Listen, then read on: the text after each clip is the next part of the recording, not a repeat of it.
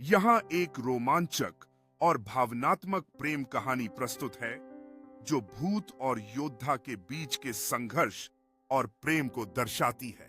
यह कहानी एक काल्पनिक संसार की है जहां भूत और योद्धा दोनों के बीच की सीमा धुंधली हो जाती है। वर्ष 1609 में अरावली पर्वतों के बीच एक वीर योद्धा काल भैरव अपनी प्रेमिका मित्रविंध्या देवी के साथ युद्ध की तैयारी कर रहा था। एक दिन युद्ध भूमि पर मित्रविंध्या देवी ने काल भैरव से अपने प्रेम का इजहार किया। जैसे ही वह अपने भावनाओं का इजहार करती है, वह युद्ध भूमि में गिर जाती है। काल भैरव उसे बचाने के लिए कूदता है। उसकी आंखों में चिंता और प्यार का मिश्रण है। वह मित्रविंध्या देवी के पास पहुंचकर उसे जागरूक करने की कोशिश करता है, लेकिन समय उसके खिलाफ है। तभी एक अद्भुत घटना घटित होती है। भूत की आत्मा काल भैरव और मित्रविंध्या देवी के बीच एक चमकदार प्रकाश का संचार करती है, जो उनकी प्रेम कथा को और भी गहरा बनाता है। यह एक नई शुरुआत का संकेत है, जहां प्रेम और बलिदान एक साथ आते हैं। काल भैरव दृढ़ता से खड़ा होता है, अपने प्रेम के लिए लड़ने की कसम खाते हुए। मित्रविंध्या देवी उसकी आंखों में देखते हुए प्यार और प्रशंसा से सजीव हो उठती है, यह दिखाते हुए कि उनका प्रेम हर बाधा को पार कर सकता है। काल भैरव युद्ध में कूद पड़ता है। उसके चारों ओर एक सुरक्षात्मक प्रकाश का आवरण बन जाता है।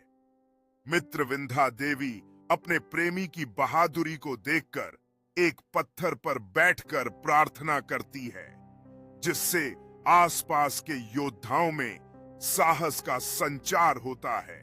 एक भयंकर युद्ध छिड़ जाता है, जिसमें काल भैरव अपनी तलवार से अद्वितीय कौशल के साथ वार करता है। मित्रविंध्या देवी अब उठकर महान शक्तियों को बुलाने की कोशिश कर रही है, ताकि अपने प्रिय और उनके सहयोगियों को जीतने के लिए प्रेरित कर सके। काल भैरव एक जोरदार गर्जना करता है, जिससे दुश्मनों के दिलों में डर का संचार होता है। मित्रविंध्या देवी अपनी दृढ़ता के साथ एक ऊर्जा की लहर को बुलाती है, जिससे उनके साथियों को सुरक्षा मिलती है और उनकी बहादुरी बढ़ जाती है। काल भैरव एक शानदार युद्ध कौशल का प्रदर्शन करते हुए अपनी तलवार उठाए हवा में ऊंचा कूदता है। मित्रविंध्या देवी अपनी शक्ति को एक चमकती किरण में बदलकर काल भैरव की ओर भेजती है, उसे अंतिम वार के लिए और भी शक्तिशाली बनाते हुए। एक निर्णायक क्षण में काल भैरव अपनी तलवार को जोरदार तरीके से नीचे लाता है, जिससे जमीन में तरंगे पैदा होती हैं और दुश्मन चारों दिशाओं में उड़ते हैं। मित्रविंध्या देवी अराजकता के बीच निर्भीक खड़ी रहती हैं।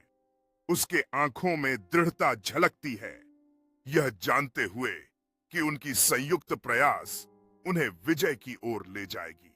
जंग के धूल धूसरित होने के बाद काल भैरव विजयी होकर खड़ा होता है। उसकी तलवार सूर्य की रोशनी में चमकती है। मित्रविंध्या देवी उसके साथ आती हैं। दोनों योद्धा मौन स्वीकृति का एक पल साझा करते हैं। उनके चेहरे पर अंधकार के खिलाफ खुद को बचाने की राहत और गर्व झलकता है। जंग के मैदान में शांति छा जाती है। काल भैरव अपनी तलवार को धार पर रखते हुए उन लड़ाइयों पर विचार करते हैं जो लड़ी गईं और जिनकी जानें बचाई गईं। मित्रविंध्या देवी आकाश की ओर हाथ उठाते हुए आभार व्यक्त करती हैं, उन दिव्य शक्तियों का सम्मान करती हैं जिन्होंने उनकी मदद की, और भविष्य के लिए आशा से भरपूर होकर क्षितिज की ओर देखती हैं। काल भैरव और मित्रविंध्या देवी अपने गांव की ओर लौटते हैं। उनके पीछे सूरज ढल रहा है, जो धरती पर सुनहरी रोशनी बिखेरता है। यह एक नई शुरुआत का प्रतीक है। गांव वाले रास्ते पर इकट्ठा होते हैं। उनके चेहरों पर खुशी और राहत का भाव होता है, जबकि वे अपने नायकों के लौटने का जश्न मनाते हैं। फूलों की वर्षा करते हैं जो आभार का प्रतीक है। गांव का बुजुर्ग आगे बढ़ता है। काल भैरव और मित्रविंध्या देवी को फूलों की पारंपरिक माला पेश करता है जो उनकी वीरता का सम्मान और आदर है। बच्चे खुशी से नायकों के चारों ओर इकट्ठा होते हैं, आश्चर्य से सवाल पूछते हैं। उनकी हंसी हवा में गूंजती है जब वे मिलकर जीत का जश्न मनाते हैं।